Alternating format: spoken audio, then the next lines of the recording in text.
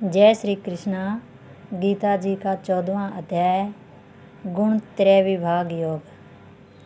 श्री भगवान बोले, ज्ञानों में भी अति उत्तम उस परम ज्ञान को मैं फिर कहूँगा जिसको जानकर सब मुनिजन इस संसार से मुक्त होकर परम सिद्धि को प्राप्त हो गए हैं। इस ज्ञान को आश्रय करके अर्थात धारण करके मेरे स्वरूप को प्राप्त हुए पुरुष सृष्टि के आदि में पुनः उत्पन्न नहीं होते और प्रलय काल में भी व्याकुल नहीं होते। हे अर्जुन, मेरी महत भरम रूप मूल प्रकृति संपूर्ण भूतों की योनि है अर्थात गर्भाधान का स्थान है और मैं उस योनि में चेतन समुदाय रूप गर्भ को स्थापन करता हूँ। उस जड़ चेतन के संयोग से सब भूतों की उत्पत्ति होती है। हे अर्जुन, नाना प्रकार की सब योनियों में जितनी मूर्तियाँ अर्थात शरीरधारी प्राणी उत्पन्न होते हैं, प्रकृति तो उन सब की गर्भधारण करने वाली माता है और मैं बीज को स्थापन करने वाला पिता हूँ। हे अर्जुन, सत्वगुण रजोगुण और तमोगुण ये प्रकृति से उत्पन्न तीनों गुण अविनाशी जीवात्मा को शरीर में बांधते हैं। हे निष्पाप, उन तीनों गुणों में सत्वगुण तो निर्मल होने के कारण प्रकाश करने वाला और विकार रहित है।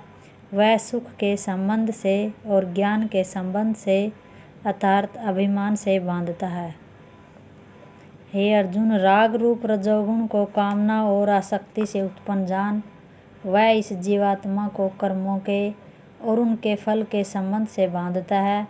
सब देहाभिमानियों को मोहित करने वाले तमोगुण को तो अज्ञान से उत्पन्न जान। वह इस जीवात्मा को प्रमाद आलस्य और निद्रा के द्वारा बांधता है। हे अर्जुन, सत्वगुण सुख में लगाता है और रजोगुण कर्म में तथा तमोगुण तो ज्ञान को ढककर प्रमाद में भी लगाता है।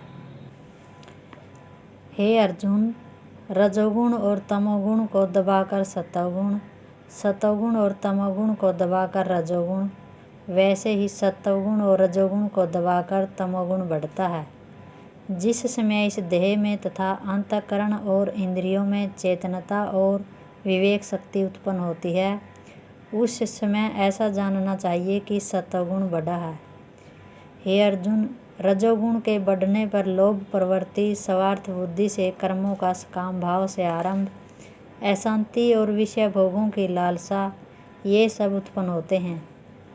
तमोगुण के बढ़ने पर अंतःकरण व इंद्रियों में अप्रकाश, कर्तव्य कर्मों में अप्रवृत्ति और प्रमाद अथवा व्यर्थ चेष्टा और निंद्रादि अंतःकरण की मोहिनी वृत्तियाँ ये सभी उत्पन्न होते हैं।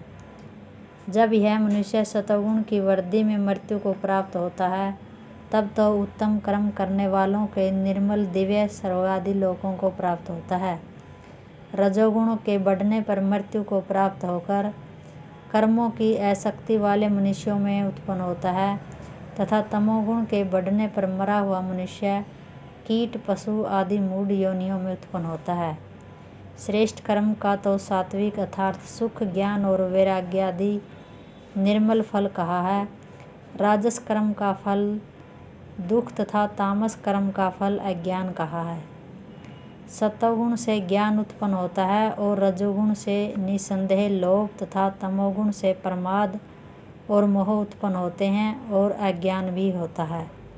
सत्वगुण में स्थित पुरुष स्वर्गादि उच्च लोकों को जाते हैं।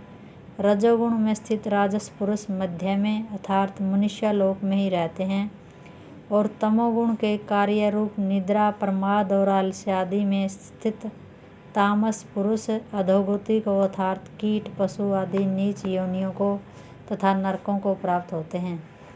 जिसमें दृष्टा तीनों गुणों के अतिरिक्त अन्य किसी को करता नहीं देखता और तीनों गुणों से अत्यंत परे सच्चिदानंद स्वरूप मुझ परमात्मा को तत्व से जानता है, उस समय वह मेरे स्वरूप को प्राप्त होता है।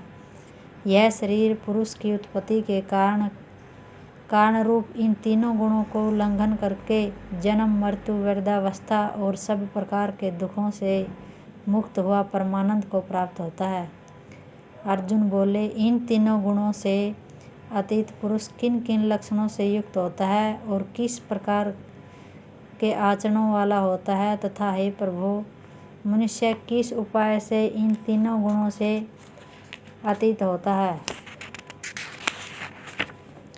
श्री भगवान बोले, हे अर्जुन, जो पुरुष सत्वगुण के कार्य रूप प्रकाश को और रजोगुण के कार्य रूप प्रवृत्ति को तथा तमोगुण के कार्य रूप मोह को भी न तो प्रवृत्त होने पर उनसे द्वेष करता है और न निर्वृत्त होने पर उनकी आकांक्षा करता है, जो साक्षी के सदृश स्थित हुए गुणों के द्वारा विचलित नहीं किया जा सकता और गुण ही गुणों में बरतते हैं, ऐसा समझता हुआ, जो सच्चिदानंद परमात्मा में एक ही भाव से स्थित रहता है और उस स्थिति से कभी विचलित नहीं होता, जो निरंतर आत्म भाव में स्थित दुख सुख को समान समझने वाला, मिट्टी पत्थर और श्रवण में समान भाव वाला, ज्ञानी प्रिय तथा अप्रिय को एक सा मानने वाला और अपनी निंदा स्तुति में भी समान भाव वाला है, जो मान और अपमान में सम है, मित्र और बैरी के पक्ष में भी सम है तथा संपूर्ण आरंभों में कर्तापन के अभिमान से रहित है,